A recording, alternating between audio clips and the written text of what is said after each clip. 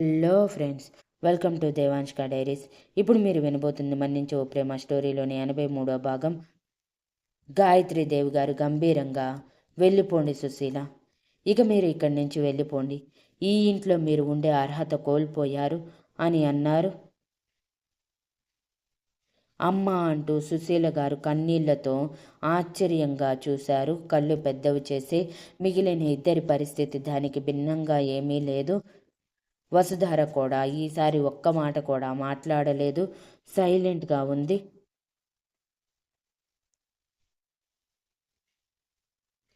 గాయత్రీదేవి గారు మరోసారి, వెళ్ళిపోండి సుశీల, మీకోసం నా ఇంటి వారసుని నేను బాధ పెట్టలేను. ఇప్పటికే వాడి దృష్టిలో మేము మోసగాళ్ళం, వాడికి అన్యాయం చేసిన వాళ్ళం. ఇంకా చెప్పాలంటే ఒక ఆడపిల్ల కన్నీటికి కారణమయ్యే ఒక కుటుంబ నాశనానికి నాంది పలికిన వాళ్ళం. ఇంకా ఇంకా దిగజారాలనుకోవటం లేదు. అందుకే మీరు వెళ్ళిపోండి. మీ ఇష్టం వచ్చిన చోటికి వెళ్ళిపోండి. ఇంకెప్పుడు ఇటువైపు రాకండి. మీ కూతురు పెళ్ళికి పిలిస్తే వచ్చి 4 అక్షింతలు వేసి అటు నుంచి అటే వెళ్ళిపోతాం అని గంభీరంగా అన్నారు. సుశీల గారు ఏడుస్తూ, అన్నయ్య మీరేం మాట్లాడరేంటి అని అంటుంటే అజయ్ గారు గంభీరంగా, ఇన్ని రోజులు మీకోసమే ఆలోచించి కన్న కొడుకు గురించి పట్టించుకోకుండా వదిలేశాను సుశీల. ఇంకా ఇంకా వాళ్ళని బాధ పెట్టమని చెప్తున్నావా? నా పిల్లలకి నేనే ఒక మంచి తండ్రిగా నిలబడలేకపోయాను. ఇక ఒక కుటుంబానికి పెద్దగా, నీకు అన్నయ్యగా ఏం నిలబడగలను? కానీ వెళ్ళిపోండి ఇక్కడి నుంచి, అదే మీ కుటుంబానికి మంచిది అని అన్నారు. ఇక వినోద్ గారు కూడా మొహం తిప్పేయటంతో పానీ గారు ఆవేశంగా, నిన్న కాక మొన్న వచ్చిన పిల్ల కోసం ఎన్నో ఏళ్ల నుంచి ఉన్న బంధుత్వాన్ని వదులుకుంటున్నారు మీరు. మూర్ఖులా, లేకపోతే ఇంకేమనుకోవాలి అని అంటుంటే వసుధార కొంచెం కోపంగానే, అమ్మమ్మ గారు, వీళ్ళని బయటికి పంపించిన ఇదిగో ఈ మేఘన పెళ్లి చేసే బాధ్యత మాత్రం తీసుకోండి. దీనికి నాకు ఏమాత్రం అభ్యంతరం లేదు అని అంది. వసు అంటూ రిషి కోపంగా అరుస్తూ ఉంటే, అయిపోయింది కదా రిషి, నీకు కావాల్సింది వీళ్ళు ఈ ఇంటి నుంచి బయటికి వెళ్ళటం కావాలి. వెళ్ళిపోతారు, కానీ వెళ్ళాక ఏం చేయగలరు చెప్పు? బాబాయ్ గారి వెనక ఆస్తి ఉంటే ఇన్ని సంవత్సరాలు ఈ ఇంట్లో ఎందుకు ఉంటారు? అది లేకే కదా ఇక్కడ ఉంది. కాబట్టి ఆయన ఇన్ని సంవత్సరాలు మీ కంపెనీ కోసం పని చేసినందుకు ఈ మాత్రం చేయటంలో తప్పేమీ లేదు.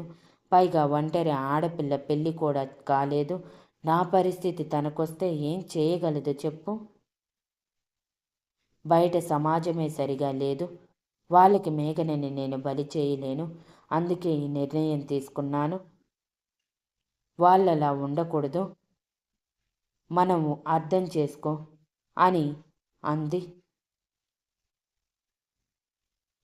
తన మాటలకి గాయత్రీదేవి గారు కన్నీళ్లతో వసుధార వైపు చూస్తూ తన దగ్గరికి వచ్చి వసుధార చేతిలో అజయ్ గారి దగ్గర ఉన్న తాళాలు పెట్టి, ఈ ఇంటిని చూసుకోగల సామర్థ్యం నీకు మాత్రమే ఉంది వసుధార. ఆయన ఎలానో మమ్మల్ని కాదనుకున్నారు. నువ్వు కూడా కాదని మమ్మల్ని దూరం చేయకు, తట్టుకోలేము. నేను ఆల్రెడీ ఎప్పుడో నిర్ణయం తీసుకున్నాను. ఈ ఇంటికి సంబంధించిన పవర్ మొత్తాన్ని నీ చేతుల్లోనే పెట్టాలని. నువ్వు ఈ ఇంటికి వచ్చాకే నేను ఈ ఇంట్లో నిజమైన ఆనందాన్ని చూస్తున్నాను. మా తప్పులు మాకు తెలిసాయి. ఎప్పుడు డబ్బు పరువు వెనుక పరిగెత్తే మాకు వాటిలో ఆనందం లేదని చూపించావు నువ్వు. ఈరోజు నిన్ను మేము ఎన్ని అనకూడని మాటలన్నా అవి మనసులో పెట్టుకోకుండా మా కోసం తాపత్రయపడుతున్నందుకు ఇప్పటికీ నీకు చాలా రుణపడిపోయాము. ఇక చాలు వసుధారా, రిషి చెప్పినట్టే నువ్వు ఉండు. నీకు ఇష్టమైతేనే మాతో మాట్లాడు, కానీ ఈ కుటుంబాన్ని మాత్రం వదలకు. నా తర్వాత ఈ ఇంటిని నడిపించాల్సిన బాధ్యత నీ మీదే ఉంది అని చెప్పి ఆవిడ వెళ్ళిపోతే, అమ్మ అంటూ సుశీల గారు వెనక నుంచి అరిచారు. అయినా పట్టించుకోకుండా వెళ్ళిపోయారు గాయత్రీదేవి గారు.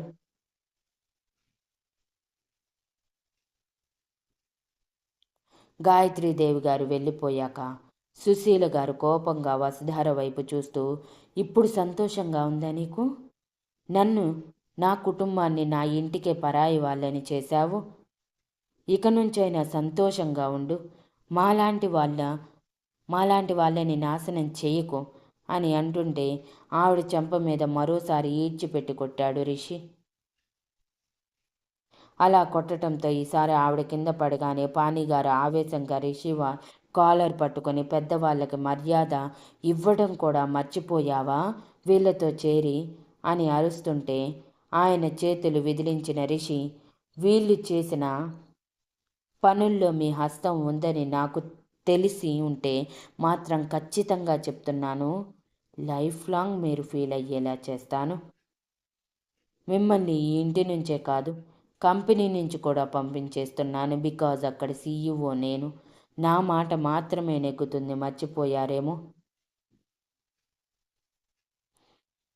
ఈ క్షణమే మిమ్మల్ని నా కంపెనీ నుంచి తీసేస్తున్నాము. ఎక్కడ జాబ్ వస్తే అక్కడికి వెళ్ళి చేసుకోండి. ఇక పోండి మీ కూతుర్ని తీసుకొని అని గంభీరంగా అన్నాడు రిషి. రిషి మాటలకి పానీగారు నమ్మలేనట్టు అజయ్ గారి వైపు, వినోద్ గారి వైపు చూస్తే ఇద్దరూ సైలెంట్గా తలలు దించుకున్నారు. ఇక ప్రమీల గారు, మధుర గారు కన్నీళ్లతో నిలబడి పోయారే తప్ప ఒక్క మాట కూడా మాట్లాడలేదు. ఇదంతా చూస్తున్న అంజలి భయంగా జై చేతిని పట్టుకుంటే, జై వీళ్ళకి ఇలా అవ్వాల్సిందే అని కోపంగా అనుకున్నాడు. సుశీల గారు, పానీగారు మేఘన వైపు చూస్తూ ఉన్నారు. ఇక సుశీల గారు ఏడుస్తూ పైకి లేచి, ఇన్ని సంవత్సరాలు నిన్ను పెంచి పెద్ద చేసి ఇంత వాడిని చేసినందుకు మాకు మంచి బహుమతి ఇస్తున్నావు రిషి అంటూ సుశీల గారు ప్రమీల గారు, మధుర గారి వైపు చూస్తూ, మీరు ఏం మాట్లాడరేంటి వదినా అని అంటుంటే, ఆ రోజు ఎలా వసుధార విషయంలో సైలెంట్గా ఉన్నామో ఈరోజు నీ విషయంలోనూ సైలెంట్గా ఉన్నాము సుశీల. ఆ రోజు నీ కూతురు కోసం సైలెంట్గా ఉంటే ఈరోజు మా కొడుకు కోసం సైలెంట్గా ఉన్నాము. తప్పేం లేదు కదా అని అన్నారు. చేసిన డ్రామాస్ చాలు, ఇక మీరు వెళ్తారా? సెక్యూరిటీని పిలిపించమంటారా అని రిషి సీరియస్గా అనగానే పానీగారు కోపంగా, ఇంత అవమానం చేసినందుకు ఖచ్చితంగా నీకు తగిన శాస్తి జరుగుతుంది రిషి, చూస్తూ ఉండు అని చెప్పి కట్టుబట్టలతో మేఘన సుశీల గారి చేతిని పట్టుకొని ఆ ఇంటిని దాటారు. పానీగారు వెళ్ళిపోయాక వసుధార కన్నీళ్లతో బాధగా, ఎందుకు రిషి ఇంత కోపం? జరిగిందేదో జరిగిపోయింది, వదిలేయచ్చు కదా అని అంటుంటే, వదలను, ఏ ఒక్కటి వదలను. నువ్వు వదిలేసినంత ఈజీగా నేను ఎవ్వరిని వదలను వసు, అర్థమైందా? అలా వదిలేసే వాడిని అయితే ఇంత దూరం మన కథ వచ్చేది కాదు అని సీరియస్గా చెప్పి తన రూంలోకి వెళ్ళిపోయాడు. ఇక ప్రమీల గారు బాధగా వసుధార వైపు చూస్తూ, నువ్వే ఎలా అయినా వాడి కోపం పోగొట్టు వసు, ఇప్పటికే వాడి కోపం అసహ్యం భరించలేకపోతున్నాము. ఇప్పుడు నీ గురించి పూర్తిగా తెలిసాక వాడి అసహ్యం 2 రెట్లు అయిపోయింది. వాడిక జీవితంలో మమ్మల్ని క్షమిస్తాడు అన్న నమ్మకం లేదు, కానీ వాడి కళ్ళల్లో అసహ్యం మాత్రం మేము చూడలేము అని అన్నారు. అజయ్ గారు కూడా బాధగా, మమ్మల్ని క్షమించి వసుధార, నీ విషయంలో అలా ప్రవర్తించినందుకు అని అంటుంటే వసుధార వాళ్ళ వైపు ఏ ఎక్స్ప్రెషన్ లేకుండా చూస్తూ, ఇప్పటికైనా మీ తప్పు తెలుసుకున్నారు, సంతోషం.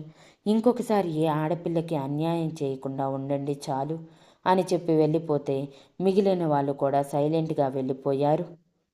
ఇక ధర్మేంద్ర గారు వర్షిత్ని తీసుకొని రిషి వాళ్ళ దగ్గరికి వెళ్తే వెనకే వెళ్ళారు అజయ్, అంజలి, జై. రూమ్లోకి వచ్చిన రిషికి ఇంకా కోపం తగ్గక అసహనంగా అటు ఇటు తిరుగుతూ ఉంటే లోపలికి వచ్చిన వసుధార రిషిని హత్తుకొని, ఇంకైనా నీ కోపం వదిలేసే రిషి, అయిపోయింది కదా అని అంటుంటే, అయిపోలేదు, ఇప్పుడే మొదలైంది అని అన్నాడు రిషి చాలా కోపంగా. అబ్బా రిషి, నువ్వన్న మాటలు వాళ్ళు తట్టుకోలేకపోతున్నారు. పెద్దవాళ్ళు వాళ్ళు తప్పు చేసుకున్నప్పుడు మనం క్షమించాలి కదా! ఇదంతా వదిలేసి వాళ్ళని బాధ పెట్టటం ఎందుకు? ఇంకా పిన్ని గారు, బాబాయ్ గారు కూడా వెళ్ళిపోయారు. కాబట్టి ఇక ఇంట్లో ఎవరూ కూడా మనకి అగైనెస్ట్‌గా లేరు అని అంటున్న రిషి పట్టించుకోకుండా మొహం తిప్పేశాడు. ఇంతలో లోపలికి వచ్చిన ధర్మేంద్ర గారిని చూసి రిషి సాయంత్రం మీరన్న మాటలకి ఒక్క క్షణం మీ మీద కోపం వచ్చింది మావయ్య. కానీ వసుధార మీ గురించి చెప్పినప్పుడు మీరు వీళ్ళ గురించి ఇలా ఆలోచించటంలో అస్సలు తప్పులేదని అర్థమైంది. I'm sorry. మనసులో అయినా సరే మిమ్మల్ని ఒక్క క్షణం తప్పుగా అనుకున్నందుకు అని అన్నాడు. ధర్మేంద్ర గారు చిరునవ్వుతో రిషి భుజం మీద చేయి వేసి, వదిలే రిషి, అయిపోయిన దాన్ని తవ్వుకోవాల్సిన అవసరం లేదు. నీ డెసిషన్లో నేను తలదూర్చను, కానీ వర్షిత్ని మాత్రం అందరికీ దూరం చేయకు. వాడికి కుటుంబం, ప్రేమ చాలా అవసరం. వాడెందుకు అందరూ ఉన్నా లేనట్టే పెరగాలి చెప్పు అని అన్నారు. ఎలా మావయ్య, ఎలా ఇలా మాట్లాడగలుగుతున్నారు? వీడి పుట్టుకని అసహ్యించుకున్న వాళ్ళే కదా వీళ్ళందరూ అని అంటుంటే, వీళ్ళు కాదు రిషి అసహ్యించుకున్న వాళ్ళు, ఇక్కడి నుంచి వెళ్ళిపోయారు. వాళ్ళని లెక్కలోకి తీసుకురాకు. వీళ్ళకి మాత్రం వర్షిత్ నీ కొడుకని తెలిసాక ఎప్పుడూ కూడా వాళ్ళ కళ్ళల్లో వర్షిత్ కోసం ప్రేమ తప్ప మరొకటి నేనెప్పుడూ చూడలేదు. వీడికి కూడా వాళ్ళు కొంచెం అలవాటయ్యారు. ఇప్పుడు సడన్గా కావాలని దూరం పెట్టడం అంటే బాగోదు. వర్షిత్ చిన్నవాడు, వాడంతట వాడు కూడా వాళ్ళ దగ్గరికి వెళ్ళొచ్చు కదా.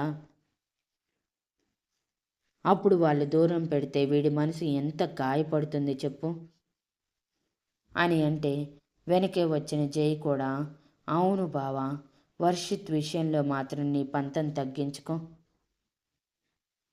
అని అన్నాడు. Thank you for listening and please like, share, comment and subscribe.